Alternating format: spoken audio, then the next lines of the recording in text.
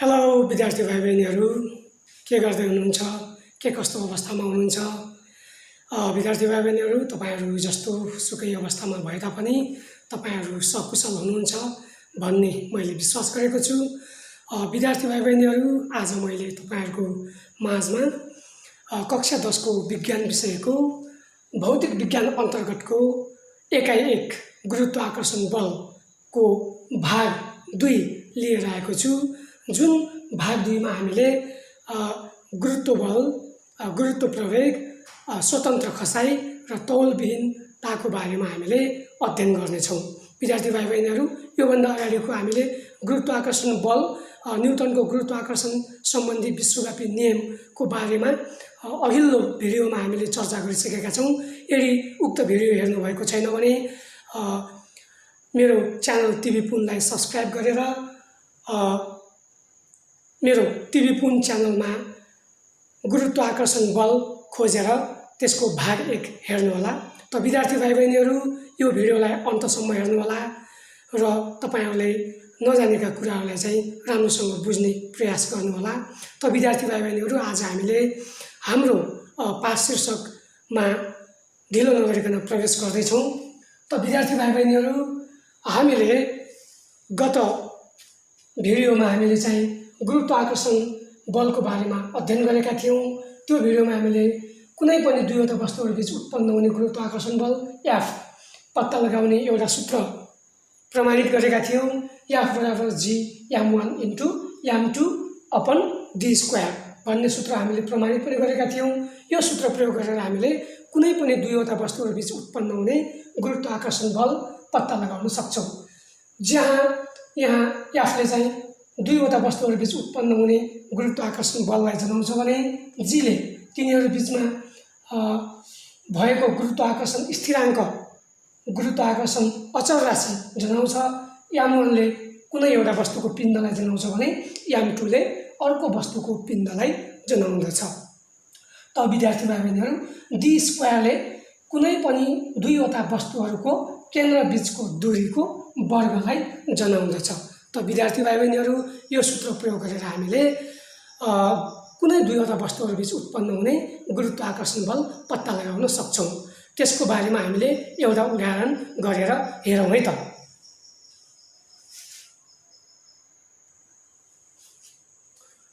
त विद्यार्थी भाइ बहिनीहरू, यहाँ एउटा प्रश्न दिएको छ। प्रश्नमा 2 × 10⁻30 केजी पिण्ड भएको सूर्य र 6 × 10⁻24 केजी पिण्ड भएको पृथ्वी बीचको केन्द्रीय दूरी 1.5 × 10⁸ किलोमिटर छ भने तिनीहरू बीचको गुरुत्वाकर्षण बल कति हुन्छ, अथवा तिनीहरू बीच उत्पन्न हुने गुरुत्वाकर्षण बल कति होला भनेर यहाँ प्रश्न गरिएको छ भने यसलाई चाहिँ हामीले यसरी हल गर्छौँ। यहाँ दिएका कुराहरू के छन् त भन्दाखेरि एउटा चाहिँ सूर्यको पिण्ड छ। सूर्यको पिण्डलाई हामीले m1 मानौँ हैन, जसको पिण्ड चाहिँ कति छ 2 × 10⁻30 केजी छ भने अर्को चाहिँ के छ त भन्दाखेरि पृथ्वीको पिण्ड छ। पृथ्वीको पिण्ड यसलाई हामीले मानौँ m2 बराबर कति छ त 6 × 10⁻24 केजी छ र यिनीहरू बीचको केन्द्रीय दूरी कति छ त तिनीहरू बीचको दूरी तपाईले परीक्षामा चाहिँ छोटकरीमा लेख्दा पनि हुन्छ है। तिनीहरू बीचको दूरीलाई चाहिँ के मानौँ d कति छ त 1.5 × 10⁸ किलोमिटर छ। अब यो 8 किलोमिटर छ। यो 8 किलोमिटरलाई चाहिँ हामीले मिटरमा लगाउनुपर्छ, किनभने सबै एकाइलाई चाहिँ SI इकाइमा लैजानुपर्छ हैन। किलोग्राम पिण्डलाई किलोग्राममा, दूरीलाई मिटरमा हैन, समयलाई सेकेन्डमा हैन, तापक्रमलाई केल्भिन एकाइहरूमा, त्यसरी चाहिँ SI एकाइमा बदल्नुपर्छ। त्यसैले यो किलोमिटरमा दिएको छ, हामीले यसलाई चाहिँ मिटरमा बदल्नु पर्ने हुन्छ। मिटरमा बदल्दाखेरि चाहिँ 1.5 × 10⁸ किलोमिटरलाई मिटरमा बदल्दाखेरि हामीले के गर्छौँ त 1000 ले गुणन गर्छौँ हैन। 1000 ले गुणन गर्नुपर्छ भनेको 1000 भनेको के त 10 को पावर 3 ले हामी गुणन गर्छौं अनि यो के आयो त मिटरमा आउँछ। यो गर्दाखेरि के भयो त 1.5 इन्टु 10 को पावर 8 इन्टु 10 को पावर 3 छ भने बेस एउटै छ र पावर हामीले के गर्छौं त यस्तो अवस्थामा चाहिँ हामीले पावर जोड्छौं भनेको 8 + 3 कति हो 11 मिटर भयो है। यसरी चाहिँ हामीले चाहिँ यो तथ्याङ्कहरु यसरी लेख्यौं। अब यहाँ के सोधिएको छ भन्दाखेरि तिनीहरु बीच उत्पन्न हुने गुरुत्वाकर्षण बल कति होला। गुरुत्वाकर्षण बल F बराबर कति होला वाट भनेर सोधेको छ। हामीले चाहिँ गुरुत्वाकर्षण बलको सूत्र अनुसार है गुरुत्वाकर्षण बलको सूत्र अनुसार छोटकरीमा हामी सूत्र अनुसार मात्र लेख्छौं। केसको सूत्र अनुसार भन्दाखेरि कुनै पनि दुईवटा वस्तुहरु बीच उत्पन्न हुने गुरुत्वाकर्षण बलको सूत्र अनुसार कुनै पनि दुईवटा वस्तुहरु बीच उत्पन्न हुने गुरुत्वाकर्षण बल F बराबर के हुन्छ त F बराबर Gm1 * m2 अपन d² हुन्छ। यो सूत्र प्रयोग गरेर हामीले हिसाब गर्छौं। यो भनेको यहाँ मैले तल लेख्दिन यतातिर लेख्छु तपाईहरु चाहिँ तलतिर लेख्दै गए पनि हुन्छ। यहाँ ठाउँको अभाव हुन्छ त्यसैले मैले यता लेख्छु बराबर g को मान कति हुन्छ भने मैले 6.67 * 10 को पावर -11 एकाइ नलेखौं। एकाइ भनेको newton metre square per KG square हुन्छ। यो एकाइ हामीले लेख्दैनौं। हामीले यो एकाइ नलेखिसकेपछि यो g को मान चाहिँ तपाईहरुले याद गर्नु पर्ने हुन्छ है। g को मान चाहिँ याद गरेर राख्नु होला इन्टु एउटा पिण्डको मान कति छ m1 भनेको कति छ त सूर्यको पिण्ड 2 * 10 को पावर 30 केजी छ इन्टु m2 भनेको कति छ त 6 * 10 को पावर 24 केजी छ हैन। अपन यो त माथि हो g भनेको माथि हो है त्यसैले g माथि लेखौं अपन d² भनेको के त d भनेको 1.5 * 10 पावर 11 छ। यसको हामीले के गर्छौं त होल स्क्वायर हो हैन। यसो गर्दाखेरि अब हामीले चाहिँ यो तपाईहरुले चाहिँ हिसाब गर्दाखेरि के हुन्छ त भन्दाखेरि यसरी हिसाब गर्दाखेरि यो घाताङ्कमा भएका तथ्यहरुको हिसाब गर्दाखेरि तपाईहरुले के गर्न सक्नुहुन्छ भन्दाखेरि यो पावरहरु यो 10 को घाताङ्कहरु 10 को घाताङ्कहरु सेम छ। यिनीहरुलाई चाहिँ एकछिनमा चाहिँ थाती राखौं र हामीले सबैभन्दा पहिला के गर्नुपर्छ भन्दाखेरि यो अगाडिको बेसहरुलाई यो यसलाई के भन्छौं हामी कोएफिसिएन्टहरुलाई चाहिँ के गर्नुपर्छ गुणन गर्ने। यहाँ के भनेको छ भन्दाखेरि 6.67 * 2 * 6 यो अगाडिको यो के भन्छ बेसेसहरुलाई आधारहरुलाई हामीले चाहिँ गुणन गर्दाखेरि कति हुन्छ भन्दाखेरि 3 जे भने तपाईहरुले क्याल्कुलेटर प्रयोग गर्न सक्नुहुन्छ। क्याल्कुलेटर प्रयोग गरेर यो इन्टु यो जति हुन्छ त्यो लेख्नु होला हैन। अनि त्यो पछाडी चाहिँ इन्टु 10 को पावर एकैचोटी लेखेर इन्टु 10 को पावर चाहिँ सबैलाई जोड दिनु होला। जोड्दाखेरि के हुन्छ यो इन्टु 10 को पावर -11 + 30 + 24 एकैचोटी गर्न सक्नुहुन्छ है। मैले के भने यो आधारहरुलाई पहिला गुणन गर्नुस् जति आउँछ इन्टु त्यसको चाहिँ 10 को पावर माइनस घाताङ्कहरुलाई फेरि के गर्नु होला जोड्नु होला -11 + 30 + 24 यसरी जोड्नु होला हैन। यो गर्दाखेरि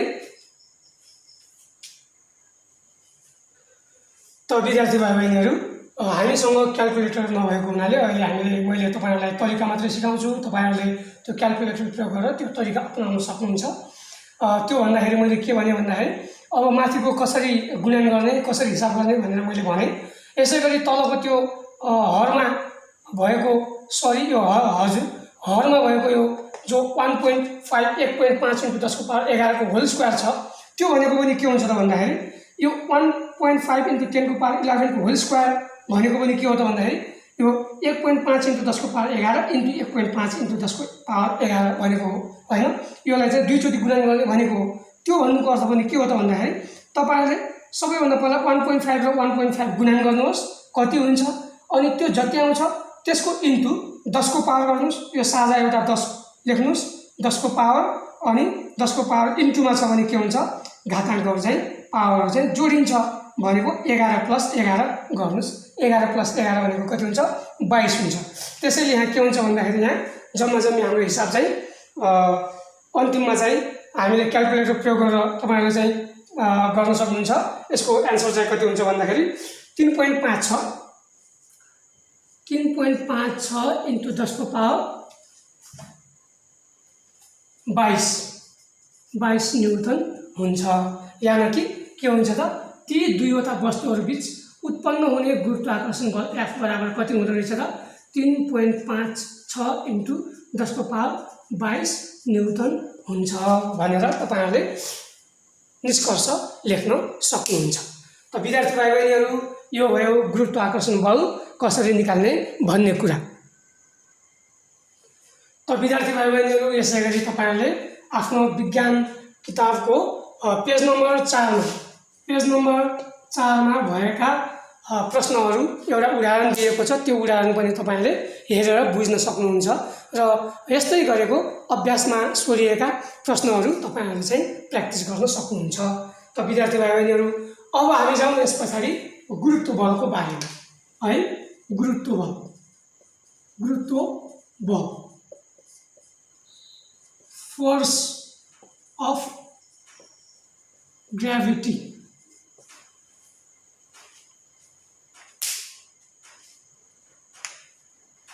त विद्यार्थी भाइ बहिनीहरु, गुरुत्व बल भनेको के हो त भन्दाखेरि कुनै पनि ग्रह वा उपग्रहले वा कुनै पनि पिण्डले अन्य पिण्डहरूलाई आफ्नो केन्द्रतिर आकर्षण गर्ने बललाई नै गुरुत्व बल भनिन्छ।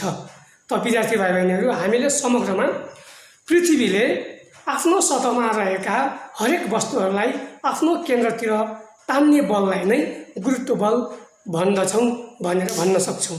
त गुरुत्व बल पनि एक प्रकारको बल हो, जसको कारणले गर्दाखेरि हामीले गुरुत्व बललाई आफूले जनाउँछौं र यसलाई पनि न्युटन एकाइमा नै नाप्ने गर्दछौं।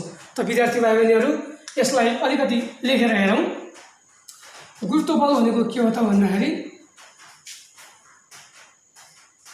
कुनै पनि ग्रह वा उपग्रहले भनेको हुनाले मैले यहाँ पृथ्वीको उदाहरण दिएको छु हैन। ग्रह वा उपग्रहले आफ्नो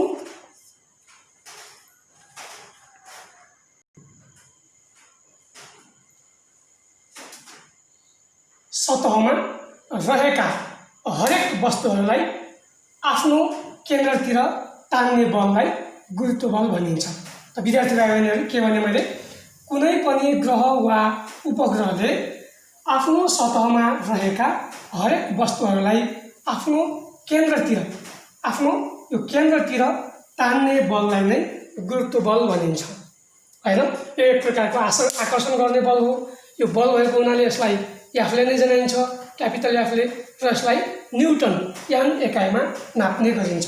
त विद्यार्थी भाइ बहिनीहरु, गुरुत्वाकर्षण बल जस्तै गुरुत्व बल निकाल्ने सूत्र पनि के हुन्छ त भन्दाखेरि F बराबर G ठुलो m सानो m, ठुलो m इन्टु सानो m अपन r² हुन्छ। यहाँ तपाईहरुलाई थाहा छ F भनेको त गुरुत्वाकर्षण बल नै भइहाल्यो हैन, अथवा त्यो वस्तुमा उत्पन्न हुने तौल भयो हैन। यसलाई तौल पनि भन्न सक्छौं हामी। र G भनेको त तपाईलाई थाहा छ गुरुत्वाकर्षण स्थिराङ्क G हो। यसको मान भनेको के हुन्छ त 6.67 इन्टु 10 को power minus newton metre square per KG square यसको एकाइ हुन्छ। र यहाँ क्यापिटल M ठुलो m भनेको के हो त भन्दाखेरि पृथ्वीको पिण्ड, पृथ्वी ठुलो हुने भएकाले हैन, पृथ्वीको पिण्डलाई हामीले ठुलो m मानेको हो। यो m1 भनेको जस्तै हो। र सानो m भनेको के हो त भन्दाखेरि वस्तुको पिण्ड हो।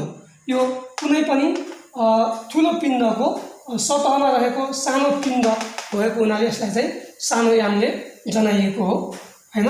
सानो m ले जनाइएको हो। यो सानो m ले चाहिँ पृथ्वीको कुनै पनि ठुलो ग्रह वा उपग्रह, मानव पृथ्वीको सतहमा रहेका कुनै वस्तुहरू जो हुन्छन् ती यसको तुलनामा एकदम सानो हुन्छन्। त्यो सानो वस्तुको पिण्डलाई m ले जनाइन्छ।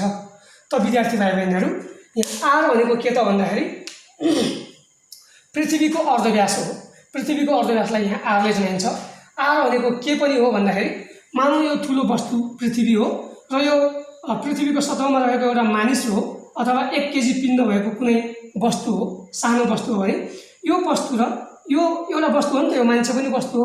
यो वस्तु र यो ठुलो वस्तु बिचको दूरी कति हुन्छ त भन्दाखेरि यिनीहरू बिचको दूरी त यही हो। यिनीहरूको केन्द्र बिचको दूरी भनेको यसको केन्द्र यहाँनिर हुन्छ, यो केन्द्रदेखि यहाँसम्मको दूरी नगन्य हुन्छ। त्यसैले मानौँ यहीँदेखि हामीले यहाँदेखि यो ठुलो वस्तुको केन्द्र फेरि कहाँ हो, यहाँ हो भनेपछि त्यो दुईवटा वस्तुहरूको केन्द्र बिचको दूरी चाहिँ के हुन्छ त, आर हुन्छ हैन। यो आर हुन्छ, यो आर भनेको जतातिर पनि बराबर नै हुन्छ हैन, यो आर हुन्छ भनेपछि यो आर भनेको के हो त, यहाँ त्यो दुईवटा वस्तुहरू बिचको दूरी हो, यानि कि पृथ्वीको अर्धव्यास हो। त विद्यार्थी भाइ बहिनीहरू एफ बराबर जी ठुलो याम सानो याम अपन आर स्क्वायर सूत्र प्रयोग गरेर हामीले कुनै पनि वस्तुमा उत्पन्न हुने गुरुत्व बल निकाल्न सक्छौं। त यो सूत्र प्रयोग गरेर हामीले हिसाबहरू पनि गर्न सक्छौं। यो हिसाब हामीले अहिले गरौँला। यो गुरुत्व बल भनेको मैले भनिहालेँ, कुनै पनि वस्तुले आफ्नो सतहमा रहेका साना वस्तुहरूलाई आफ्नो केन्द्रतिर आकर्षण गर्ने बललाई गुरुत्व बल भनिन्छ। गुरुत्व बलको कारणले गर्दाखेरि पृथ्वीमा रहेका मानिसहरू अडिएर रहन सक्छन्। गुरुत्व बलको कारणले गर्दाखेरि पृथ्वीको सतहमा घरहरू अडिएका हुन्छन्। गुरुत्व बलको कारणले गर्दाखेरि रुखबाट खसेको कुनै फलफुल जमिनतिर नै खस्छ, त्यो दायाँ बायाँ तल माथितिर खस्दैन, त्यो तलतिर नै खस्छ। त्यो गुरुत्व बलको कारणले गर्दाखेरि हो। र गुरुत्व बलको असरको कारणले गर्दाखेरि खोला नालाका पानीहरू जहिले पनि तलतिर नै बग्ने गर्दछन्। त विद्यार्थी भाइ बहिनीहरू पृथ्वीमा गुरुत्व बलका असरहरू के रहेछन् त भन्दाखेरि जमिनको सतहमा घरहरू अडिएर रहनु, मानिसहरू वा जनावरहरू पृथ्वीको सतहमा अडिनु हैन, र खोला नालाहरूको पानी जहिले पनि तलतिर बग्नु गुरुत्व बलका असरहरूको कारणले गर्दा रहेछ। त्यसैले रहेछ विद्यार्थी भाइ बहिनीहरू हामीले यसो सोच्छौँ यो पृथ्वी हो, हामी मानव नेपालको मानिसहरू यहाँ यस्तो छौँ, हामी यस्तो अडिएर रहेका छौँ, हाम्रो टाउको माथि छ र खुट्टा तलतिर अडिएर हामी हिँडिरहेका छौँ। त विद्यार्थी भाइ बहिनीहरू ठ्याक्कै हाम्रो उल्टोतिर के छ त, अमेरिका छ। त अमेरिकाका मान्छेहरू पनि के हुन्छन् त, त्यहाँ गयौँ भने हामी त्यहाँका मान्छेहरू पनि अडिएर नै हिँडिरहेका हुन्छन्, खुट्टा तलतिर टाउको माथितिर अडिएर हिँडिरहेका हुन्छन्। किन भन्दाखेरि तिनीहरू पनि के हुन्छ त, तिनीहरूलाई चाहिँ गुरुत्व बलले तानिरहेको हुन्छ र यहाँको मान्छे पनि यसरी अडिएर नै हिँडिरहेको हुन्छ। यहाँको मान्छे पनि के हुन्छ त, अडिएर नै हिँडिरहेको हुन्छ। यो के हो त, गुरुत्व आकर्षण बलको कारणले गर्दाखेरि हो। विद्यार्थी भाइ बहिनीहरू त अब हामीले यो गुरुत्व बल सम्बन्धी केही हिसाबहरू गरौँ, केही समस्याहरू समाधान गरौँ। त विद्यार्थी भाइ बहिनीहरू यहाँ दिएको छ पृथ्वीको पिण्ड 6 × 10⁻24 केजी छ र अर्धव्यास 6380 किलोमिटर छ भने 1 केजी पिण्ड भएको वस्तुमा पृथ्वीको गुरुत्व बल कति पर्दछ, कति पर्छ होला भनेर यहाँ प्रश्न सोधिएको छ भने हामीले यसरी हिसाब गर्दाखेरि यहाँ के दिएको छ भन्ने कुरा पहिला दिएको तथ्याङ्कहरू चाहिँ राम्रोसँग लेख्नुपर्ने हुन्छ। दिएको के छ त भन्दाखेरि पृथ्वीको पिण्ड क्यापिटल याम बराबर 6 × 10⁻24 केजी छ र पृथ्वीको अर्धव्यास आर बराबर 6380 किलोमिटर दिएको छ। मैले भने यो 6380 किलोमिटर यदि दूरी चाहिँ मिटरमा दिएको छ भने ठिकै छ, यदि किलोमिटरमा दिएको छ भने हामीले यसलाई एसआई एकाइ यानि कि मिटरमा बदल्नु पर्ने हुन्छ। किन भन्दाखेरि हामीले कुनै पनि हिसाबहरू गर्दाखेरि सबै एकाइहरूलाई चाहिँ एउटै एसआई एकाइमा वा सिजिएस एकाइमा वा अरू एफपिएस एकाइमा बदल्यो भने हिसाब चाहिँ मिल्न आउँछ। त्यसैले चाहिँ यहाँ के हुन्छ त 6380 किलोमिटरलाई हामीले मिटरमा बदल्नु पर्ने हुन्छ। त्यसलाई चाहिँ हामीले मिटरमा बदल्नको लागि हामीले 10⁻³ यानि कि 1000ले गुणन गर्नुपर्ने हुन्छ। त्यसैले चाहिँ 6380 लाई × 10⁻³ ले गुणन गर्दाखेरि कति भयो त यहाँ 6.38 × 10⁻6 हुन्छ। यो कसरी हुन्छ भन्ने कुरा तपाईहरुलाई थाहा हुनुपर्छ। किन भन्दाखेरि 6380 भनेको आफै नै के हो त 6.38 × 10⁻³ हो है। अब यसलाई चाहिँ 10⁻³ ले यो चाहिँ किलोमिटरमा थियो, यसलाई मिटरमा लाउँदाखेरि 10 को पावर 3 ले गुणन गर्दाखेरि के भयो त 6.38 इन्टु 10 को पावर 6 मिटर हुन्छ। र यो भयो पृथ्वीको अर्धव्यास र वस्तुको पिण्ड छ सानो m बराबर 1 केजी र यहाँ चाहिँ वस्तुमा पृथ्वीको गुरुत्वबल कति पर्ला त भन्दाखेरि सूत्र अनुसार के को सूत्र अनुसार भन्दाखेरि गुरुत्वबल निकाल्ने सूत्र अनुसार गुरुत्वबल F बराबर G/m/r² हुन्छ, जसको चाहिँ g को मान छ 6.67 इन्टु 10 को पावर -11 इन्टु m को मान कति छ 6 इन्टु 10 को पावर 24 र सानो m को मान कति छ 1 केजी र हामीले अपन r² गर्दाखेरि r को मान कति छ 6.38 है, सरी 6.38 इन्टु 10 को पावर 6 को होल स्क्वायर गर्छौं। यो गर्दाखेरि के हुन्छ त भन्दाखेरि मैले अघि नै भने जस्तै यसको हिसाब गर्दाखेरि पहिला हामीले चाहिँ यो आधारलाई गुणन गरौँ।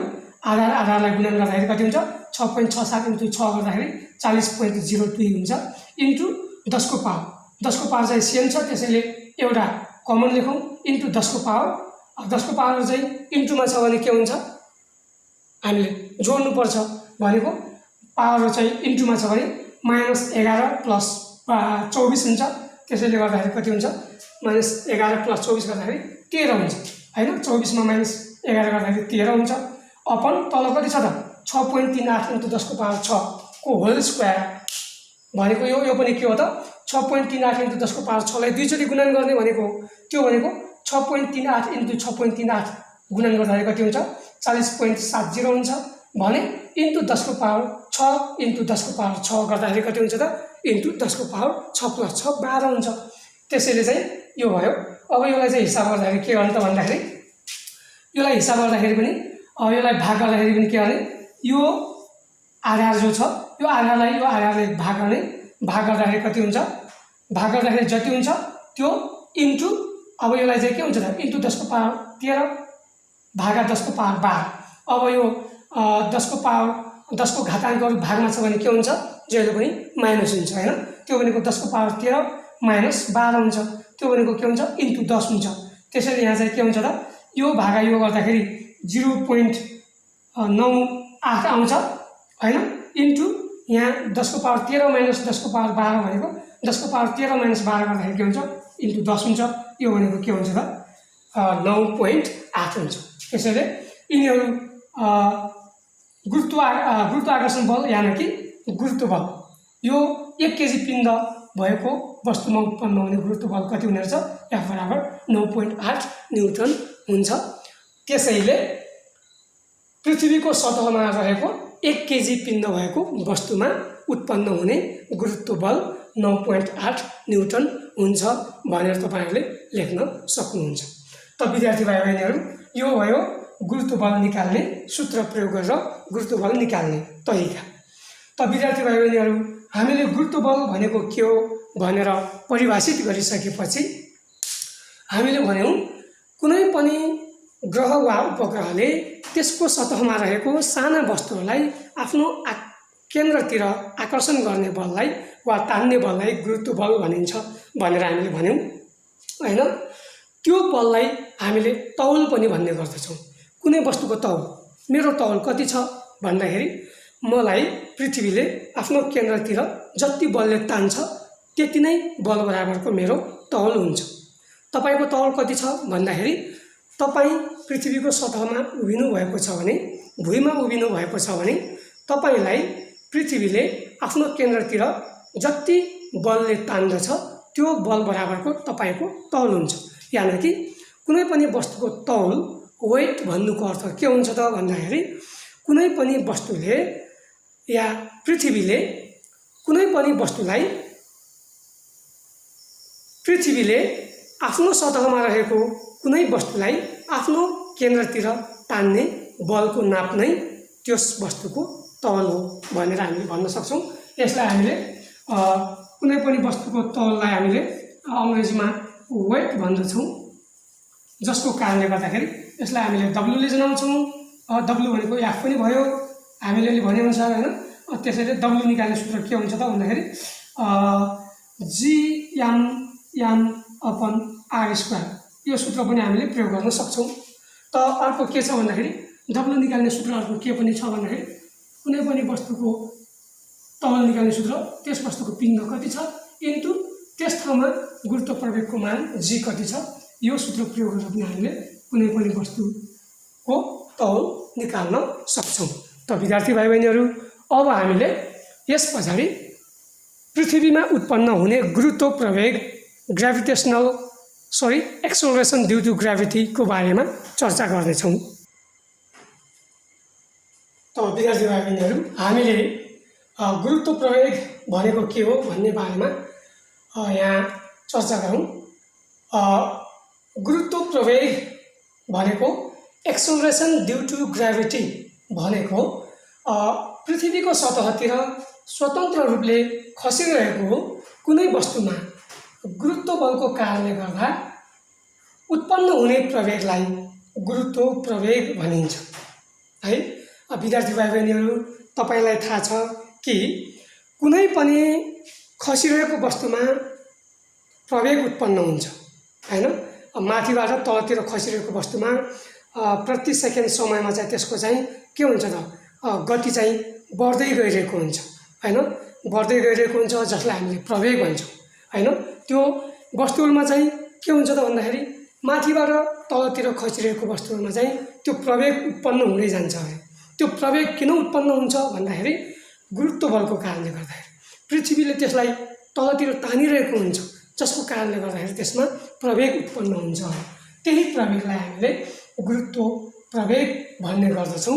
त्यसैले यसलाई हामीले केले जनाउँछौं त g ले जनाउँछौं, सानो स्मल g ले जनाउँछौं र पृथ्वीमा यसको औसत मान कति हुन्छ त 9.8 मिटर प्रति सेकेन्ड स्क्वायर हुन्छ। पृथ्वीमा यसको औसत मान भनेको 9.8, एकाइ भनेको के हो मिटर प्रति सेकेन्ड यानी कि मिटर प्रति सेकेन्ड स्क्वायर हुन्छ यसको एकाइ है। किन भन्दाखेरि यसको चाहिँ मान पृथ्वीको भूमध्य रेखीय क्षेत्रमा कम हुन्छ, लगभग 9.78 मिटर प्रति सेकेन्ड स्क्वायर हुन्छ भने पृथ्वीको ध्रुवीय क्षेत्रमा चाहिँ यसको 9.83 मिटर प्रति सेकेन्ड स्क्वायर यसको मान हुन्छ। यो किन हुन्छ भन्ने कुरा हामीले एकछिनपछि छलफल गर्छौं। त्यो भन्दा पहिला गुरुत्व प्रवेग भनेको के हो भन्ने हेर्नलाई हामीले यहाँ चित्र पनि बनाएको छौं। यो के हुन्छ भन्दाखेरि कुनै स्वतन्त्र रूपले खसिरहेको वस्तुमा पृथ्वीको सतहतिर स्वतन्त्र रूपले खसिरहेको वस्तुमा पृथ्वीको गुरुत्व बल F को कारणले गर्दाखेरि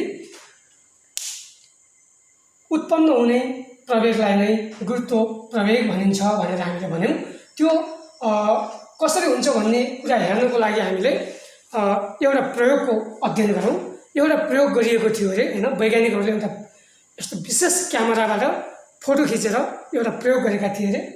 एउटा खसिरहेको स्याउलाई चाहिँ एउटा विशेष प्रकारको गति देख्न सकिने क्यामेरा प्रयोग गरेर वैज्ञानिकहरूले हेर्दाखेरि के भयो त भन्दाखेरि यो स्याउलाई चाहिँ मानौ A भन्ने स्थानबाट B भन्ने स्थान, C भन्ने स्थान र D भन्ने स्थान तिर क्रमशः खसाउँदाखेरि के भयो त भन्दाखेरि यो स्याउ A भन्ने स्थानबाट B भन्ने स्थानतिर खस्दाखेरि मानौ 1 सेकेन्ड समय लाग्यो हैन। र त्यो पहिलो 1 सेकेन्ड समयमा चाहिँ यसको गति चाहिँ कति थियो भन्दाखेरि 9.8 मिटर प्रति सेकेन्ड थियो। भनेको 1 सेकेन्ड समयमा यसको गति 9.8 मिटर प्रति सेकेन्डले बढ्दै थियो हैन। त त्यही स्याउको अब यो B भन्ने ठाउँबाट C भन्ने ठाउँतिर जाँदाखेरि हैन, त्यो ठाउँतिर जाँदाखेरि कति समय लाग्यो 1 सेकेन्ड समय नै लाग्यो। त्यो दोस्रो सेकेन्ड समयमा चाहिँ के भयो त भन्दाखेरि यसको प्रवेग चाहिँ यानी कि गति चाहिँ बढेर 19.6 मिटर प्रति सेकेन्ड भयो। यानी कि त्यसको गति चाहिँ 9.8 मिटर प्रति सेकेन्डले बढेर कति भयो त अब दोस्रो सेकेन्डमा चाहिँ त्यसको गति 19.6 मिटर प्रति सेकेन्ड भयो। र यसको गति कति सेकेन्डमा यति भयो 1 सेकेन्ड समयमा यतिले बढेको हो। 9.8 मिटर प्रति सेकेन्डले बढेर 19.6 मिटर प्रति सेकेन्ड हुन गयो। भनेपछि यसको प्रवेग चाहिँ कति भयो त 19.6 मिटर प्रति सेकेन्ड भयो। र अब फेरि यही स्याउ C देखि D स्थानसम्म खस्दाखेरि 1 सेकेन्ड समय नै लाग्यो भनेको तेस्रो सेकेन्ड समयमा चाहिँ के भयो त पहिलो दोस्रो तेस्रो सेकेन्ड समयमा चाहिँ के भयो त भन्दाखेरि यसको गति 19.6 मिटर प्रति सेकेन्ड थियो यहाँ सीमा आउँदाखेरि सीबाट डीसम्म आउँदाखेरि फेरि यसको गति फेरि 9.8 मिटर प्रति सेकेन्डले बढेर कति भयो त 29.4 मिटर प्रति सेकेन्ड भयो। त्यो कति सेकेन्डमा प्रति सेकेन्ड समयमा यतिले बढेर यति भयो भनेको यो स्याउको गति प्रति सेकेन्ड समयमा कतिले बढ्दै रहेछ त भन्दाखेरि 9.8 मिटर प्रति सेकेन्डले बढ्दै रहेछ हैन भनेको प्रति सेकेन्ड समयमा यसको गति चाहिँ 9.8 मिटर प्रति सेकेन्डले परिवर्तन भइरहेको रहेछ भनेको गुरुत्व बलको कारणले गर्दाखेरि यो स्याउको गति अथवा यो स्याउको प्रवेग ए देखि डी भन्ने स्थानसम्म खस्दाखेरि प्रति सेकेन्ड समयमा 9.8 मिटर प्रति सेकेन्ड 9.8 मिटर प्रति सेकेन्ड र 9.8 मिटर प्रति सेकेन्डले बढ्दै गइरहेको रहेछ जसको कारणले हामी भन्न सक्छौं कि उक्त स्याउको प्रवेग 9.8 मिटर प्रति सेकेन्ड रहेछ। त्यो कसरी उत्पन्न भयो भन्दाखेरि गुरुत्व बलको कारणले गर्दाखेरि त्यसमा चाहिँ प्रवेग उत्पन्न भयो त्यसैले के भनिन्छ गुरुत्व प्रवेग भनिन्छ। यो गुरुत्व प्रवेग सम्बन्धी यो तथ्य सबैभन्दा पहिला चाहिँ ग्यालिलियो भन्ने वैज्ञानिकले सन् 1950 मा पत्ता लगाएका थिए। उनले चाहिँ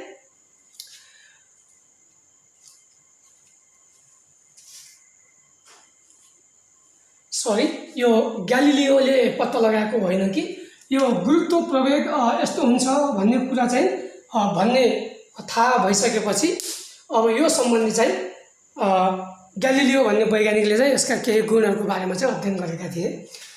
कुनै पनि वस्तुमा उत्पन्न हुने गुरुत्व प्रवेग पृथ्वीको गुरुत्व बलको कारणले गर्दाखेरि कुनै पनि वस्तुमा उत्पन्न हुने गुरुत्व प्रवेग जी कुनै पनि वस्तुको पिण्डमा भर पर्दैन है त्यसको पिण्डमा भर पर्दैन भन्ने कुरा चाहिँ पत्ता लगाइयो जसको कारणले गर्दाखेरि कुनै ठुलो पिण्ड भएको वस्तु वा सानो पिण्ड भएको वस्तुलाई एउटै उचाइबाट एकैसाथ खसाल्दाखेरि तिनीहरू चाहिँ जमिनमा एकैसाथ पुग्न जान्छन्। यसको कारण के हो त भन्दाखेरि ती वस्तुहरूमा उत्पन्न हुने गुरुत्व प्रवेग जी समान हुन्छ। तिनीहरूको पिण्ड फरक फरक भए तापनि त्यसले कुनै पनि असर पार्दैन भन्ने कुरा हो। यो कुरा चाहिँ सन् 1950 मा ग्यालिलियो भन्ने वैज्ञानिकले पत्ता लगाए। उनी इटालीका वैज्ञानिक हुन् हैन। उनले इटाली भन्ने देशको पिसा भन्ने सहरमा रहेको एउटा अग्लो टावर लिभिङ टावर ढल्केको टावरमा गएर एउटा ठुलो ढुङ्गा र एउटा सानो ढुङ्गालाई एउटै उचाइबाट एकैसाथ खसाल्दाखेरि के पाए रे भन्दाखेरि ती दुवै ढुङ्गाहरू सँगै जमिनको सतहमा पुगे जसको कारणले गर्दाखेरि ती दुईवटा ढुङ्गाहरूको पिण्ड फरक फरक भए तापनि गुरुत्व प्रवेग चाहिँ समान हुन्छ। गुरुत्व प्रवेग तिनीहरूको पिण्डसँग निर्भर हुँदैन भर पर्दैन भन्ने कुरो प्रमाणित हुन्छ। त विद्यार्थी भाइ बहिनीहरू यसैगरी फेरि कस्तो हुन्छ भन्दाखेरि कुनै पनि वस्तुमा उत्पन्न हुने गुरुत्व प्रवेगलाई त्यसको आकारले कुनै पनि वस्तुको आकारले चाहिँ फरक पार्छ है। जस्तै उदाहरणको लागि हामीले एउटा डल्लो पारेको कागज र एउटा फुकेको कागजलाई चाहिँ के गर्ने एउटा समान उचाइबाट सँगै खसाल्दाखेरि के हुन्छ त भन्दाखेरि डल्लो कागज चाहिँ सुइँ तल जमिनको सतहतिर छिटो खस्छ भने फुकेको कागज चाहिँ के हुन्छ त त्यसमा चाहिँ हावाको अवरोध पर्छ। हावाले चाहिँ त्यो कागजलाई माथितिर धकेल्छ जसको कारणले गर्दाखेरि त्यो सुस्त तलतिर खस्छ है। यो प्रयोगलाई गर्नको लागि तपाईहरुले के गर्न सक्नुहुन्छ भन्दाखेरि एउटा कागजको डल्लो र एउटा फुकेको कागजलाई एउटा अग्लो ठाउँमा गएर एउटै उचाइबाट सँगै खसाल्न सक्नुहुन्छ। यो खसाल्दाखेरि के हुन्छ त पक्कै पनि डल्लो परेको कागज छिटो खस्छ भने कागजको पाना चाहिँ ढिलो खस्छ है। त भयो विद्यार्थी भाइ बहिनीहरु यो गुरुत्व प्रवेगको कुराहरु। अब हामीले गुरुत्व प्रवेग पृथ्वीको कुन ठाउँमा कस्तो हुन्छ भन्ने कुराको बारेमा हेरौं है। कुनै पनि पृथ्वीको विभिन्न क्षेत्रहरूमा गुरुत्व प्रवेगको मान फरक फरक हुन्छ।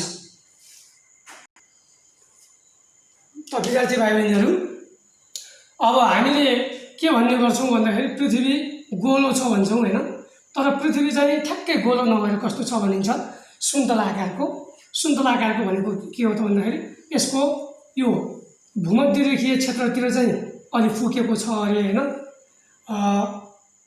भूमध्यरेखीय क्षेत्रहरूतिर अलि फुकेको छ भनिन्छ र ध्रुवीय क्षेत्रमा यो अलि ठेप्चिएको छ भनिन्छ, जसको कारणले गर्दाखेरि यो मानव पृथ्वी भयो हैन, यो चाहिँ मानव पृथ्वी हो। यसको चाहिँ के हुन्छ त भन्दाखेरि यो भूमध्यरेखीय क्षेत्र चाहिँ अलि फुकेको छ हैन, अलि तन्किएको, जसको कारणले गर्दाखेरि यसको चाहिँ यो ध्रुवीय क्षेत्र हो। यो ध्रुवीय क्षेत्रतिर फेरि के छ त यसको चाहिँ खुम्चेको छ, जसको कारणले गर्दाखेरि यहाँ हेर्न सक्नुहुन्छ यो पृथ्वीको अर्धव्यास मानौ, यो भूमध्यरेखीय क्षेत्रको अर्धव्यास हो। यसलाई चाहिँ RE ले जनाउँ, यसलाई चाहिँ के भनौँ, भूमध्यरेखीय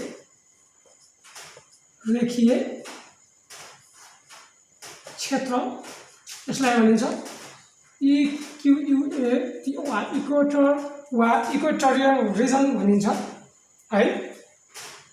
र यो हो ध्रुवीय क्षेत्र, यसलाई भनौँ R पोलर, यसलाई भनिन्छ ध्रुवीय क्षेत्र अथवा पोलर रिजन अथवा पोलमा चाहिँ लेखेर जान्छ पोलर रिजन है, जसको कारणले गर्दाखेरि यसको यतातिरको अर्धव्यासलाई RP लेख्यौँ र भूमध्यरेखीय क्षेत्रलाई इक्वेटर भनिन्छ, त्यसैले यतातिरको यसको अर्धव्यासलाई हामीले के लेख्यौँ, RE ले लेख्यौँ हैन। अब यहाँ के हुन्छ भन्दाखेरि तपाईलाई यहाँ थाहा छ कि पृथ्वीको यस्तो आकारको कारणले गर्दाखेरि पृथ्वीको भूमध्यरेखीय क्षेत्रको अर्धव्यास RE चाहिँ पृथ्वीको ध्रुवीय क्षेत्रतिरको अर्धव्यासभन्दा बढी छ भन्ने कुरो यहाँबाट थाहा भयो हैन। अब हामीले अर्को के कुरा थाहा पाउनुपर्छ भन्दाखेरि कुनै पनि वस्तुमा उत्पन्न हुने गुरुत्व प्रवेग त्यस ग्रह वा त्यस वस्तुको अर्धव्याससँग व्युत्क्रमानुपातिक हुन्छ भनेर हामीले थाहा पाउनुपर्छ है। कुनै पनि ग्रह वा उपग्रहमा उत्पन्न हुने गुरुत्व प्रवेग कुनै पनि ग्रह वा उपग्रहमा भएका वस्तुहरूमा उत्पन्न हुने गुरुत्व प्रवेग G त्यो ग्रहको अर्धव्यासको वर्गसँग व्युत्क्रमानुपातिक हुन्छ। भन्नुको अर्थ के हो त भन्दाखेरि R भनेको अर्धव्यासको मान बढेमा उक्त ठाउँमा गुरुत्व प्रवेगको मान कम हुन्छ भने अर्धव्यासको मान कम भएमा फेरि गुरुत्व प्रवेगको मान के हुन्छ त बढ्ने गर्दछ, जसको कारणले यहाँ हेर्न सक्नुहुन्छ तपाईले। अब यहाँ के हुन्छ भन्दाखेरि पृथ्वीको भूमध्यरेखीय क्षेत्रको अर्धव्यास बढी छ र ध्रुवीय क्षेत्रको अर्धव्यास कम भएको हुनाले अब पृथ्वीको ध्रुवीय क्षेत्रमा चाहिँ गुरुत्व प्रवेग GP के हुन्छ त पृथ्वीको भूमध्यरेखीय क्षेत्रको गुरुत्व प्रवेगभन्दा के हुन्छ बढी हुन्छ है। त्यसैले चाहिँ के हुन्छ त भन्दाखेरि यहाँ के भनिन्छ भन्दाखेरि पृथ्वीको ध्रुवीय क्षेत्रमा गुरुत्व प्रवेगको मान कति हुन्छ 9.83 मिटर प्रति सेकेन्ड स्क्वायर हुन्छ भनिन्छ है। त्यसैले GE भनेको पृथ्वीको भूमध्यरेखीय क्षेत्रमा भनौँ, यसलाई पनि G नै भनौँ, त्यसको मान चाहिँ कति हुन्छ त 9.78 मिटर प्रति सेकेन्ड स्क्वायर हुन्छ है। यो भन्नुको अर्थ के हो भन्दाखेरि पृथ्वीको भूमध्यरेखीय क्षेत्रमा पृथ्वीको अर्धव्यास बढी हुने भएकाले त्यसमा गुरुत्व प्रवेगको मान कम हुन्छ, जसको मान चाहिँ 9.78 मिटर प्रति सेकेन्ड स्क्वायर हुन्छ र पृथ्वीको भूमध्यरेखीय क्षेत्र ध्रुवीय क्षेत्रमा पृथ्वीको अर्धव्यास कम हुने भएकाले यहाँ गुरुत्व प्रवेगको मान बढी हुन्छ, जसको कारणले यहाँ के हुन्छ गुरुत्व प्रवेगको मान 9.83 मिटर प्रति सेकेन्ड स्क्वायर हुन्छ, जसको कारणले गर्दाखेरि समग्रमा पृथ्वीको सतहमा गुरुत्व प्रवेगको औसत मान कति हुन्छ 9.8 मिटर प्रति सेकेन्ड स्क्वायर हुन्छ भनिन्छ है। अब हामीले चाहिँ यो कुरा चाहिँ कसरी हुन्छ भन्ने कुरा पनि हामीले पत्ता लगाउँ है। अब यो प्रमाणित गरौँ है त। विद्यार्थी भाइ बहिनीहरू हामीले अब यहाँ अध्ययन गरौँ कुनै पनि ग्रह वा उपग्रहको अर्धव्यास r र त्यस ग्रह वा उपग्रहमा उत्पन्न हुने त्यस ग्रह वा उपग्रहमा भएका कुनै पनि वस्तुहरूमा उत्पन्न हुने गुरुत्वाकर्षण g बीच सम्बन्ध कस्तो हुन्छ भन्ने कुरा हामीले अध्ययन गरौँ है त। अब मानौँ सबैभन्दा पहिले चाहिँ एउटा के गरौँ त भन्दाखेरि मानौँ एउटा ग्रह छ यहाँ यो पृथ्वी नै मानौँ हामीले मानौँ एउटा पृथ्वी छ यो गोलो छ हैन। अब वास्तवमा चाहिँ यसको हामीले अहिले भनेको यो ध्रुवीय क्षेत्रमा अलिक तन्केको सरी ध्रुवीय क्षेत्रमा थेप्चिएको भूमध्य रेखीय क्षेत्रमा अलिक फुकेको भने तापनि हामीले समग्रमा चित्र गराउँदाखेरि गोलो नै बनाउँछौँ। मानौँ एउटा पृथ्वी छ यो पृथ्वी हो हैन। यो पृथ्वीको पिण्ड कति छ मानौँ याम छ हैन। याम पिण्ड भएको एउटा पृथ्वी छ यसको अर्धव्यास कति छ r छ मानौँ र यसको सतहमा एउटा वस्तु छ जसको पिण्ड कति छ मानौँ सानो याम छ है। भनेपछि अब यहाँ हामीले के गर्न सक्छौँ भन्दाखेरि अब यसलाई यसरी लेखौँ मानौँ पृथ्वीको पिण्ड याम छ त्यसको अर्धव्यास कति छ अर्धव्यास मानौँ r छ हैन। त्यसको सतहमा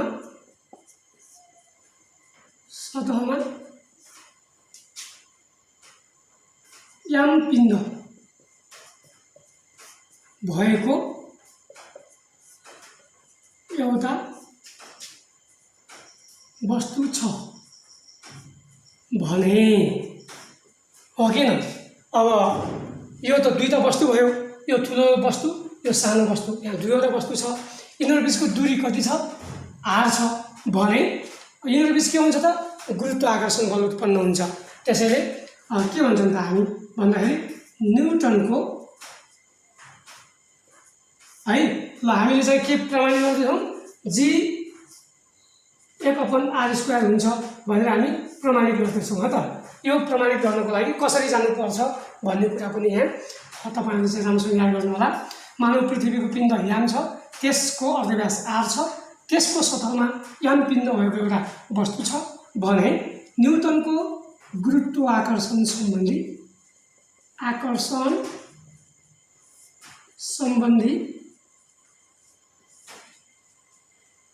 विश्वव्यापी नियम अनुसार के हुन्छ त नियम अनुसार कुनै पनि दुईवटा वस्तुहरु बीच उत्पन्न हुने गुरुत्वाकर्षण बल F बराबर g m अपन r² हुन्छ हो किन। यो समीकरण 1 आखिर गुरुत्वाकर्षण बल हामीले F बराबर g m1 * m2 upon d² लेखे पनि हैन यो लेखे पनि एउटै हो किन भन्दाखेरि यहाँ m1 भन्नुको ठाउँमा पृथ्वीको पिण्ड याम छ m2 भन्नेको ठाउँमा सानो वस्तुको पिण्ड याम छ र d² भन्ने ठाउँमा चाहिँ के छ त d² भनेको त्यो दुईवटा वस्तुहरुको केन्द्र बीचको दूरी भइहाल्यो। यहाँ r² भनेको के त यो पनि दुईवटा वस्तुहरुको केन्द्र बीचको दूरी नै हो जसको यहाँ चाहिँ वस्तुको केन्द्रबाट चाहिँ यहाँसम्मको दूरी नगर्ने भएकोले समग्रमा चाहिँ यिनीहरू बीचको दूरी चाहिँ के भएको हो r भएको। त्यसैले चाहिँ हामीले यो लेख्न सक्छौं न्युटनको गुरुत्वाकर्षण सम्बन्धी विश्वव्यापी नियम अनुसार F बराबर g m अपन r² भनेर हामी लेख्न सक्छौं हैन। यो समीकरण 1 भयो हैन। यसैगरी अब अर्को के छ त भन्दाखेरि न्युटनको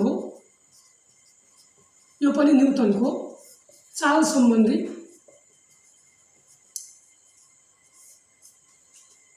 दोस्रो नियम अनुसार के हुन्छ त नियम अनुसार एफ बराबर एम इन्टु एमए ए हुन्छ हैन।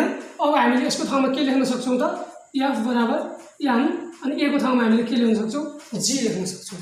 किन भन्दाखेरि ए भनेको यतातिर गइरहेको वस्तुहरू हैन कुनै तेर्सो रेखातिर गइरहेको वस्तुहरूमा चाहिँ उत्पन्न हुने प्रवेगलाई हामीले ए भन्छौँ भने माथिबाट तलतिर खसिरहेको वस्तुमा हामीले चाहिँ के भन्न सक्छौँ त माथिबाट तलतिर खसिरहेको वस्तुहरूमा उत्पन्न हुने प्रवेगलाई हामीले गुरुत्व प्रवेग भन्छौँ। किन भन्दाखेरि त्यो प्रवेग किन उत्पन्न हुन्छ भन्दाखेरि गुरुत्व बलले उत्पन्न हुन्छ।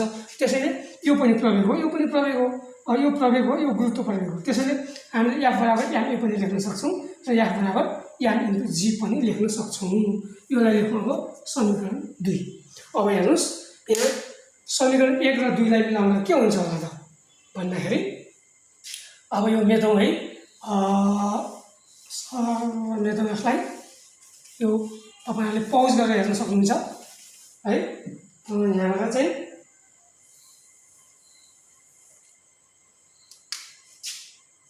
समीकरण 1 र 2 लाई मिलाउँदा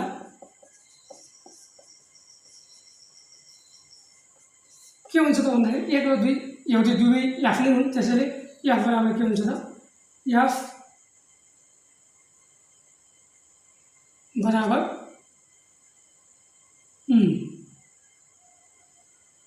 सरी यहाँ चाहिँ के छ भन्दाखेरि यो दुवै एफ हो। त्यसैले हामीले चाहिँ के लेख्न सक्छौँ त दुवै एमजी बराबर G M M upon R square लेख्न सक्छौँ है। यहाँबाट चाहिँ के गर्न सक्छौँ भन्दाखेरि यो याम र यो यामलाई काट्यौँ हैन, जसको कारण यहाँ हुनुभयो जी बराबर G M upon R square हुनुभयो। अब यहाँ एउटा कुरा याद गर्नुहोस्, हामीले यहाँ आर र जी को सम्बन्ध निकाल्दैछौँ। आर भनेको त कस्तो अवस्थामा के हुन्छ भन्ने सम्बन्ध निकाल्दैछौँ भनेको आर बढी भएको अवस्थामा कस्तो हुन्छ जी र आर कम भएको अवस्थामा जी कस्तो हुन्छ भन्ने कुरा निकाल्दैछौँ। त्यसैले यो आर त के हुन्छ चेन्ज हुन्छ, यो चेन्ज भइसकेपछि यो पनि के हुन्छ चेन्ज हुन्छ, परिवर्तन हुन्छ। तर यहाँ के हुन्छ त भन्दाखेरि कुनै एउटा वस्तुको लागि हामीले गर्ने हो। मानौँ यहाँ पृथ्वीको लागि गर्दैछौँ, पृथ्वीको लागि त्यसको गुरुत्वाकर्षण स्थिराङ्क जी पनि समान हुन्छ। यो त झन् कहिले पनि परिवर्तन हुँदैन र यसको पिण्ड कहिले पनि परिवर्तन हुँदैन, पृथ्वीको पिण्ड जहिले पनि उयो हुन्छ। त्यसैले यो भनेको यहाँ के हुन्छ अचर हुन्छ। त्यसैले यहाँ के हुन्छ त भन्दाखेरि यो अचर राशिहरूलाई चाहिँ हामीले हटाउँदाखेरि स्थिर अङ्कलाई हटाउँदाखेरि हैन यस्तो चिन्ह भएकोलाई स्थिर अङ्क थप्यो भने यस्तो हुन्थ्यो, यो चिन्ह थपिन्थ्यो। अब यो बराबर चिन्हलाई हटाएर चाहिँ हामीले के गर्न सक्छौँ यो स्थिर अङ्कलाई हटाउन सक्छौँ। भनेको यहाँ जी अब सम्बन्ध देखाउने चिन्ह अब यो हटिसक्यो 1/r स्क्वायर भनेको के हुन्छ त भन्दाखेरि अब यो स्थिर अङ्कलाई हटाएर हामीले यो बराबरको ठाउँमा के लेखौँ सम्बन्ध देखाउने चिन्ह लेखौँ अनि के हुन्छ G is inversely proportional to 1/r square हुन्छ। अब यो भनेको के हो भन्दाखेरि अब यो दुईटाको सम्बन्ध के हुन्छ भन्ने देखाउँछ यसले। तसर्थ यहाँ के हुन्छ त यो चाहिँ समीकरण कति हो 2 3 हो। यो समीकरण 3 ले के जनाउँछ भन्दाखेरि पृथ्वीको अर्धव्यास र जी बीचको सम्बन्ध देखाउँछ। यो कस्तो हुन्छ भन्दाखेरि पृथ्वीको जी र आर बीचको सम्बन्ध कस्तो हुँदो रहेछ व्युत क्रमानुपातिक हुँदो रहेछ। भनेको के त भन्दाखेरि आर को मान बढी भएमा जी को मान कम हुँदो रहेछ। अघि नै हामीले त्यहाँ हेर्यौँ र आर को मान कम भएमा जी को मान के हुँदो रहेछ बढी हुँदो रहेछ भन्ने कुरो थाहा हुन्छ है।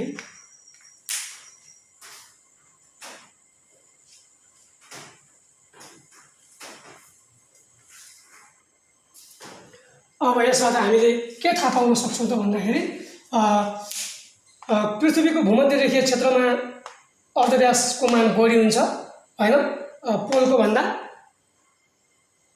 भूमध्यरेखीय क्षेत्रमा अर्धव्यास पोलको भन्दा बढी हुन्छ, जसको कारणले गर्दाखेरि पोलमा यानि कि ध्रुवमा गुरुत्व प्रवेगको मान इक्वेटरमा भन्दा के हुन्छ बढी हुन्छ भन्ने कुरो हामीले थाहा पाउन सक्छौँ है त विद्यार्थी भाइ बहिनीहरू। अब यो पछाडि हामीले अर्को के कुरा पनि गर्छौँ भन्दाखेरि गुरुत्व प्रवेग सम्बन्धी कुनै पनि वस्तुहरुमा उत्पन्न हुने गुरुत्व प्रवेग सम्बन्धी एउटा एक्सपेरिमेन्ट एउटा प्रयोगको बारेमा पनि हामी अध्ययन गर्छौं। त्यो अघि नै छुटेको हुनाले प्वाँख र सिक्काको प्रयोग है, गुरुत्व प्रवेग सम्बन्धी एउटा प्वाँख र सिक्काको प्रयोग गरिएको थियो, जो कसरी गरिएको थियो भन्दाखेरि एउटा प्वाँख र सिक्कालाई एउटा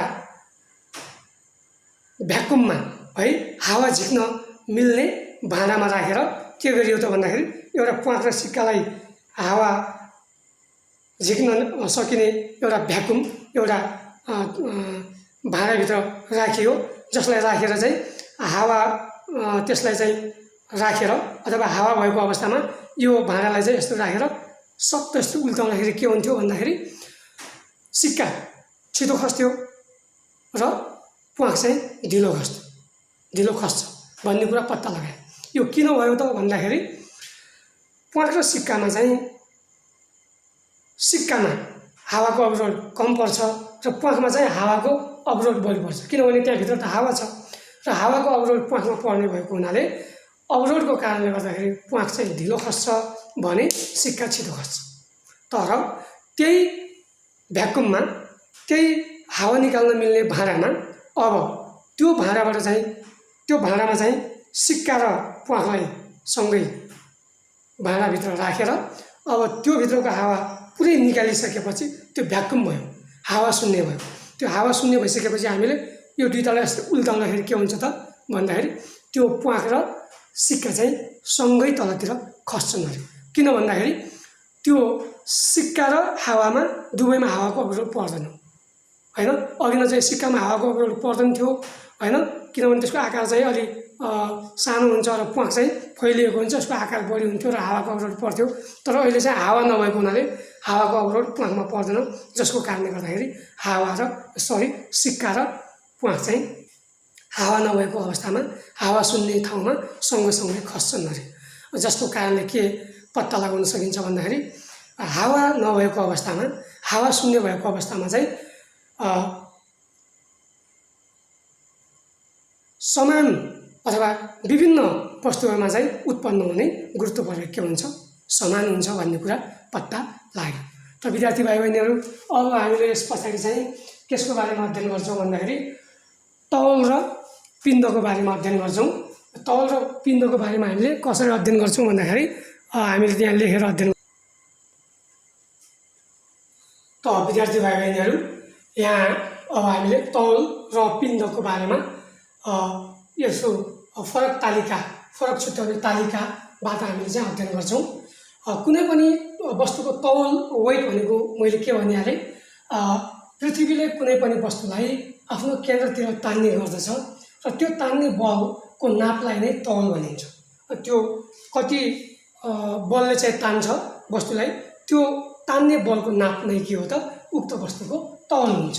भने कुनै पनि वस्तुको पिण्ड भनेको के हो त भन्दाखेरि कुनै पनि वस्तुमा भएका पदार्थका जम्मा परिमाणलाई के भनिन्छ त पिण्ड भनिन्छ है। कुनै पनि वस्तुमा चाहिँ त्यो वस्तुलाई बनाउने पदार्थहरूको मात्रा कति छ त्यो भित्र, त्यो परिमाणहरूलाई, त्यो पदार्थका जम्मा परिमाणलाई नै के भनिन्छ पिण्ड भनिन्छ। यसैगरी कुनै पनि वस्तुको तौलको मान चाहिँ के हुन्छ त ठाउँ अनुसार फरक हुन्छ है। किन भन्दाखेरि कुनै पनि वस्तुको तौल निकाल्ने सूत्र के हुन्छ m/g हुन्छ र कुनै पनि वस्तुको तौल उक्त ठाउँमा रहेको गुरुत्व प्रवेगको मान बढे अनुसार बढ्छ भने घटे अनुसार घट्छ। त्यसैले यो गुरुत्व प्रवेग g मा चाहिँ भर पर्ने हुनाले यो चाहिँ कुनै पनि वस्तुको तौल भनेको चाहिँ ठाउँ अनुसार चाहिँ फरक हुन्छ। भनेको यसको भूमध्यरेखीय क्षेत्रमा वस्तुको तौल कम हुन्छ भने ध्रुवीय क्षेत्र ठाउँमा चाहिँ वस्तुको तौल के हुन्छ पक्कै पनि बढी हुन्छ। तर यसको मान भनेको कुनै पनि वस्तुको पिण्डको मान चाहिँ सबै ठाउँमा समान हुन्छ, सबै ठाउँमा बराबर हुन्छ। किन भन्दाखेरि कुनै पनि वस्तुको पिण्ड चाहिँ अर्को वस्तुको पिण्डसँग तुलना गरेर नाप्ने हो हैन, र त्यो वस्तुलाई त्यो ठाउँमा चाहिँ पृथ्वीको केन्द्रले जति बलले तान्छ त्यो अनुसार चाहिँ तुलना गरेर नाप्ने हो, र अर्को ठाउँमा पनि त्यो वस्तुलाई चाहिँ पिण्डलाई जति बलले चाहिँ तान्छ त्यसको तुलना गरेर वस्तुको पिण्ड नाप्ने भएको हुनाले वस्तुको पिण्ड चाहिँ सबै ठाउँमा समान हुन्छ। त अब विद्यार्थी भाइ बहिनीहरू एकाइको फरक छ। अर्को वस्तुको तौललाई चाहिँ हामी न्युटन एकाइमा नाप्छौँ भने वस्तुको पिण्डलाई चाहिँ हामीले केजी एकाइमा नाप्ने गर्दछौँ हैन। र वस्तुको तौल नाप्दाखेरि हामी स्प्रिङ तराजु प्रयोग गर्छौँ। स्प्रिङ तराजु हैन प्रयोग गरिन्छ भने सरी यो चाहिँ यहाँ कमाने तराजु भएछ। यसलाई चाहिँ नेपालीमा कमाने तराजु भनिन्छ। स्प्रिङ तराजुलाई कमाने तराजु प्रयोग गरेर वस्तुको तौल नापिन्छ भने वस्तुको पिण्ड चाहिँ के भौतिक तराजुको प्रयोग गरेर चाहिँ वस्तुको पिण्ड नाप्ने गरिन्छ। त विद्यार्थी भाइ बहिनीहरू यो फरकको आधारमा चाहिँ वस्तुको तौल र पिण्डको बारेमा यो भयो हैन। अब हामीले कुनै पनि वस्तुहरूमा हुने स्वतन्त्र खसाइ भनेको के हो र तौलविहीनता भनेको के हो भन्ने बारेमा हामीले अध्ययन गरौँ है त। विद्यार्थी भाइ बहिनीहरू हामीले चाहिँ स्वतन्त्र खसाइ र तौलविहीनता भनेको के हो यसको बारेमा हामीले अध्ययन गरौँ। स्वतन्त्र खसाइ भनेको फ्री फल है।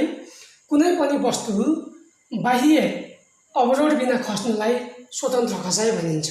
बाहिरी अवरोध भनेको के त भन्दाखेरि खास गरी हावाको अवरोध, धेरै मात्रामा हावाको अवरोध नपरेको अवस्थालाई हावाको अवरोध बिना भनिन्छ। त्यसलाई चाहिँ बाह्य अवरोध भनिन्छ। कुनै वस्तु बाह्य अवरोध बिना खस्नुलाई स्वतन्त्र खसाइ भनिन्छ हैन। कुनै बल प्रयोग माथितिर बल प्रयोग गरिएको छैन अथवा हावाको बढी चाप चाहिँ माथितिर त्यो वस्तुमा परेको छैन भने त्यस्तो अवस्थामा खसिरहेको वस्तु को खसाइलाई के भनिन्छ त स्वतन्त्र खसाइ भनिन्छ। त विद्यार्थी भाइ बहिनीहरू माथिबाट तलतिर खसिरहेको ढुङ्गा वा कुनै पनि वस्तु हैन, तार चुडिएको इलिभेटर वा लिफ्ट र रुखको हाँगा भाँचिएर खसिरहेको मानिस, रोटेपिङ तलतिर झर्दाका मानिस, हवाईजहाज अथवा केबल कारहरू दुर्घटना भई खसेको यस्ता आदि चाहिँ के हुन् त स्वतन्त्र खसाइका उदाहरणहरू हुन्। यस्तो अवस्थामा चाहिँ ती वस्तुहरू चाहिँ के हुन्छन् त स्वतन्त्र खसाइको अवस्थामा हुन्छन्। त्यहाँ चाहिँ हावाको अवरोध त हुन्छ तर त्यो हावाको अवरोध चाहिँ के हुन्छ अति कम हुन्छ, जसको कारणले गर्दाखेरि त्यो हावाको अवरोध चाहिँ नगन्य मात्रामा हुन्छ भनेर हामीले बुझ्नुपर्छ। र अर्को के छ भन्दाखेरि तौलविहीनता, वेटलेसनेस भनेको के हो त भन्दाखेरि कुनै पनि वस्तु स्वतन्त्र खसाइको अवस्थामा हुँदा है, कुनै पनि वस्तु स्वतन्त्र खसाइको अवस्थामा खसिरहेको बेलामा उक्त वस्तु तौलविहीन हुन्छ हैन। त्यति बेलाको अवस्थालाई के भनिन्छ त तौलविहीनता भनिन्छ। भन्नुपर्छ कुनै पनि वस्तु स्वतन्त्र खसाइको अवस्थामा हुँदा तौलविहीन हुन्छ, त्यो तौलविहीन हुनुलाई नै हामीले के भन्छौँ त तौलविहीनता भनिन्छ। यस अवस्थामा वस्तुको तौल के हुन्छ त शून्य हुन्छ। अब यो स्वतन्त्र खसाइमा खसिरहेको कुनै वस्तुको मुनि हामीले के गर्छौँ त वेट लिफ्ट तौल नाप्ने भाँडा राख्यो भने के हुन्छ त त्यो तौल नाप्ने भाँडा जति यो वस्तु तल खस्छ त्यत्तिकै प्रवेगमा चाहिँ यो तौल नाप्ने भाँडा पनि तलतिर खस्छ भनेपछि यो वस्तुको तौल त्यो तौल नाप्ने भाँडाले नाप्नै सक्दैन भने त्यति बेला चाहिँ के हुन्छ त त्यो वस्तुको तौल नाप्ने मेसिनले शून्य देखाउँछ। भनेको त्यति बेलाको अवस्थालाई चाहिँ हामीले तौलविहीनता भन्ने गर्दछौँ। यसको उदाहरण पनि यही हो, माथिकै उदाहरणहरू हुन्। माथिबाट तलतिर खसिरहेको कुनै पनि ढुङ्गा वा वस्तुहरू हैन, र तार चुडिएको इलिभेटरमा रहेको मानिस हैन, केबल कार, हवाईजहाजहरू चाहिँ झट्ट तल झर्दा भित्र बसेका यात्रुहरू तौलविहीन हुन्छन् हैन। त्यति बेला चाहिँ मानौ ती वस्तुहरूको मुनि चाहिँ तौल नाप्ने मेसिन राखियो भने हैन, त्यो तौल नाप्ने मेसिनमा चाहिँ तिनीहरूको तौल कति देखिन्छ त भन्दाखेरि 0 शून्य देखिन्छ। किन भन्दाखेरि तिनीहरू जति तल झर्छन् त्यो तौल नाप्ने मेसिन पनि तिनीहरूसँग नै तल झरिरहेको हुन्छ, सबै स्वतन्त्र खसाइको अवस्थामा हुन्छन्। यस्तो अवस्थामा चाहिँ तिनीहरूको तौल शून्य हुन्छ। यो अवस्थालाई नै तौलविहीनता भनिन्छ। त विद्यार्थी भाइ बहिनीहरू हामीले यो पाठमा स्वतन्त्र खसाइ र तौलविहीनता हैन, गुरुत्व बल, गुरुत्व प्रवेग र कुनै पनि ग्रह वा उपग्रहमा त्यो ग्रहको अर्धव्यास र जीको बिचमा कस्तो सम्बन्ध हुन्छ भन्ने कुराहरूको बारेमा यो पाठमा चाहिँ अध्ययन गऱ्यौँ। त विद्यार्थी भाइ बहिनीहरू आजको लागि यति गरौँ। तपाईहरुलाई यो भिडियो मनपर्छ भने पक्कै पनि यो भिडियोलाई लाइक र सब्स्क्राइब गर्न नभुल्नु होला, ताकि नयाँ नयाँ भिडियोहरू आयो भने तपाईहरुले हेर्न सक्नुहुनेछ। विद्यार्थी भाइ बहिनीहरूलाई अब आउने दिनहरूमा चाहिँ यो भिडियो क्वालिटी चाहिँ तपाईहरुलाई चाहिँ सुधार गर्दै राम्रो भिडियोहरू चाहिँ तपाईहरुलाई म पस्किनेछु। त्यसैले यो भिडियोको छेउमा रहेको बेल आइकनलाई पनि थिचिदिनु होला हैन।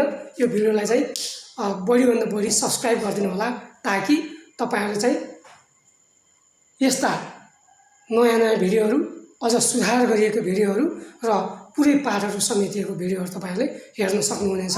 त विद्यार्थी भाइ बहिनीहरू आजको लागि म बिदा हुन चाहन्छु। हस्त नमस्कार।